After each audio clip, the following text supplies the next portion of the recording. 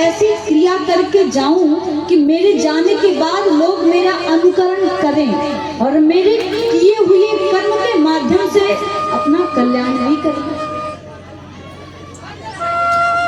सारी सुविधा होने के बाद भी ऋषभ भगवान ऐसे रहते थे जैसे कि सब कुछ होने के बाद भी, क्या ही बताएं, जैसे कि स्थिति बात थी कि आप गोकुल जाओगे, जो गया होगा, इसलिए बता रही हूँ कि जाओ तो वहाँ होके आओ, क्योंकि कुछ स्थान ऐसा होता है जो होता तो बड़ा पुण्याधिकारी है और हम जाते भी नहीं।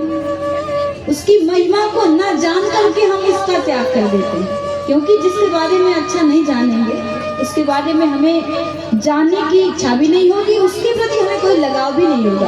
आप गोकुल जाओ, रमन रेती चले जाना। रमन रेती में पहला तो यही है कि वहाँ पे ठाकुर जी ने रमन किया था। छोटे से ठाकुर जी वहाँ पे अपने सखाओं के संग क्रीड़ा करते थे, तो वहाँ पे लौटते थे। रमन रेत लोट्यो नहीं, जमुना कियो न पान, रे मन तू जानो नहीं, ब्रज को तो महा। रमन रेती में आप कितना भी अच्छा वस्त्र पहन करके जाएंगे, आप जितना अच्छा वस्त्र पहन करके जाएंगे चमकदार, और उस रेती में आप लौटेंगे संपूर्ण वस्त्र सहित, आप जितना चमकदार बन करके आएंगे उससे कई ज्यादा गुना चमकदार होकर के जाएंगे, क्योंकि ऐसा जादूमयी कण है रमन रेती में कि वह आपके वस्त्र पर लगेगा भी नहीं। मानो कि हम रेत में रहते तो हैं, लेकिन रेत हमको प्रभावित नहीं कर पाता। रेत हमारी सुंदरता को और प्रभावित कर देता है और बढ़ा देता है। तो वैसे ही ऋषभ भगवान ने यह सीख दी कि हम संसार में रहे तो, लेकिन अंधवत पसवई देहु, संसार को देखे तो लेकिन अंधे की तरह, संसार की बात सुने तो लेकिन एक बहरे की तरह, संसार में रहे तो संसार की सारी क्रिया तो करें, सब कुछ अच्छा करें। गृहस्थ में है तो उसका पालन करो, गृहस्थ सबसे बड़ा तपोवन है, लेकिन कैसे? तो कहा कि यह भाव मन में बनाए कि उमा दारू जो सित की नाही, सबही नचावत राम गोसाई। हम संसार में रह तो रहे हैं, लेकिन हमारी जीवन की रस्सी को, हमारी लगाम को खींच कौन रहा है? जगत का जगन्नाथ। इसलिए कहा है कि इंद्रियों का संयम जरूरी है। देखना इंद्रियों के न घोड़े बढ़े, इनमें हरदम इस संयम के कोड़े पड़े। मुरली वाले को मन से रिझाते चलो, कृष्ण गोविंद गोपाल गाते चलो। कहा कि अपने मन से तो हम भगवान को रिझाएं, लेकिन हमारा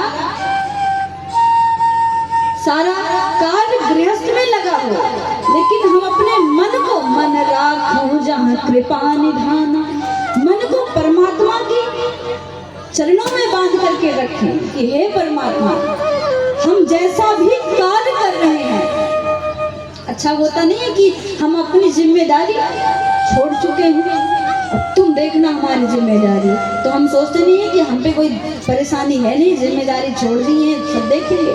तो वैसे अपने जीवन की जिम्मेदारी को परमात्मा पर न्यौछावर कर दो। अब उनकी जिम्मेदारी है कि वो क्या करें, अच्छा फल दे, बुरा फल दे। अब वो जगत नियंता है, अच्छा जीवन देंगे। वैसे तो कहा है कि हमारा तो फल में कोई अधिकार ही नहीं है। कर्मण्येवाधिकारस्ते मा फलेषु कदाचन, कर्म में अधिकार है तो कर्म करें, ऐसा कर्म करें कि परमात्मा को समन्वय कर दे। हे प्रभु तुम ही निवेदित भोजन करें, प्रभु प्रसाद पटरोसन धरें। क्योंकि इस सृष्टि में, इस संसार में ऐसा कोई है ही नहीं जिसमें दोष न हो। गुण अवगुण सब दोष में विश्व कीन्ह करता है। ये दोष से भरी सृष्टि है, ये दुखालय है। स्थिति तो हमारी वही हो चुकी है इस संसार में, जैसे कीचड़ हो, उसमें हम अगर चले गए तो हम जितना निकलने का प्रयास करेंगे उतना ही कीचड़ हमको प्रभावित करेगा। कीचड़ हमारे शरीर पे लग जाएगा और हम दलदल में फंस चुके हैं। कोई दलदल में फंसा हो और कहो कि तुम जल्दी निकल जाओ, तो निकल पाएगा? नहीं निकल पाएगा। भगवान ने तो गीता में कहा है कि यह संसार दुखालय मस्ती, ये दुखालय है और इसमें आकर के हम सुख को खींच रहे हैं, सुख को प्राप्त करना चाह रहे हैं, तो कर पाएंगे? कोई भोजन बनाने में अच्छा निपुण हो, उसके सम्मुख जाकर के कहो कि आज तुम लघु सिद्धांत कौमुदी सुनाओ, सुना पाएगा? नहीं। भंडारी के पास जाकर के कहो कि आज तुम मुझे व्याकरण का वर्णन सुनाओगे, तो भंडारी बेचारा कहेगा भोजन बनाना जानता हूँ, ज्यादा ज्ञान नहीं आता। किसी अच्छे ज्ञानी के पास जाओ, आज उससे कहो कि आज ठाकुर जी का जन्मोत्सव है, अच्छा अच्छा पकवान बनाना, तो कहेगा ज्ञान तो दे सकता हूँ लेकिन पकवान नहीं बना सकता हूँ। वैसे संसार दुखालय है, इस संसार में परमात्मा से हम सुख की आकांक्षा को रखें कि हे परमात्मा हमें सुख दो। तो भगवान ने तो कहा ही है ना कि ये संसार दुखों का घर है, इसमें सुख खींचेंगे तो सुख तो है छाया की भांति। जैसे व्यक्ति चलता है और अपनी छाया को पकड़ना चाहे तो पकड़ पाएगा? नहीं पकड़ पाएगा। अपने प्रतिबिंब को पकड़ना चाहे तो पकड़ पाएगा? नहीं पकड़ पाएगा। वैसे ये संसार सरक रहा है दुखों के माध्यम से और हम सुख को खींचना चाह रहे हैं, तो सुख को पकड़ पाएंगे? नहीं, सुख है ही नहीं यहाँ पे। तो सब भगवान ने यहाँ बताया है कि जैसे भी रहो, भगवान का भजन करो, किसी भी तन में रहो, किसी भी भेष में रहो, किसी भी देश में रहो या किसी भी परिवेश में रहो, भगवान को भजो। लेकिन मानव की स्थिति क्या हुई है?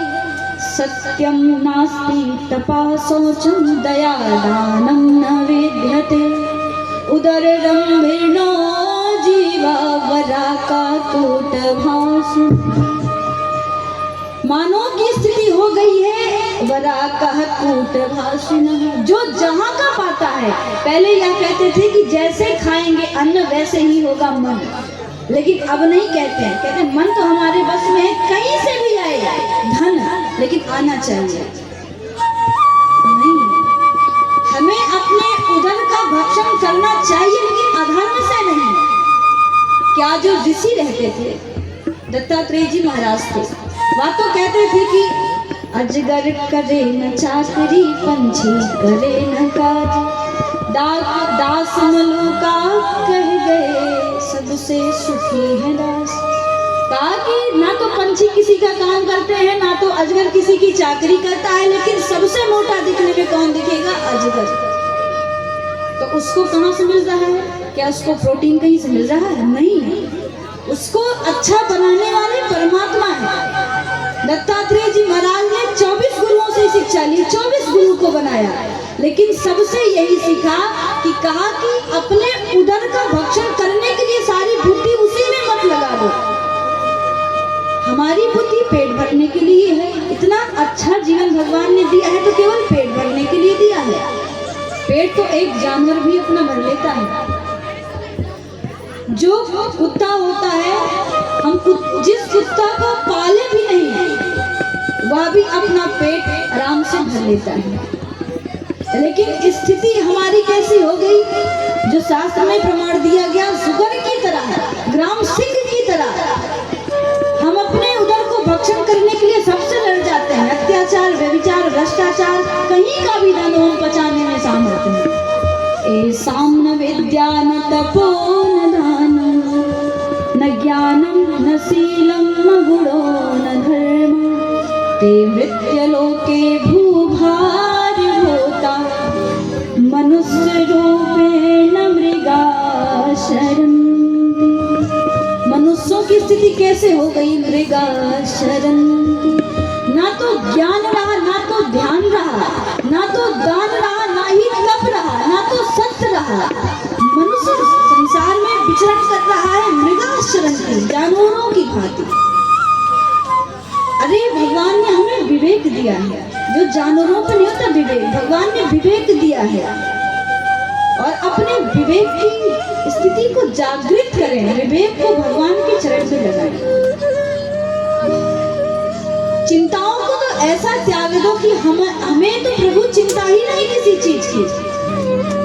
अब हम चिंता, जैसे हमें विश्वास ही होता है कि श्वास आ रही है, तो हमको पता है कि श्वास लिया फिर लेंगे और लेते रहेंगे। जैसे हमें श्वास की चिंता नहीं है, क्या परमात्मा हमें दे नहीं रहा है बराबर श्वास जीने के लिए? दे रहा है।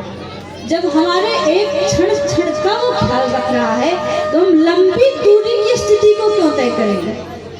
हम तो अपने तन को, अपने मन को, अपने जीवन को, अपने समस्त परिकर को, कुटुंब को भगवान के चरण में बांध दें और कहें, हे प्रभु अब प्रभु कृपा करो।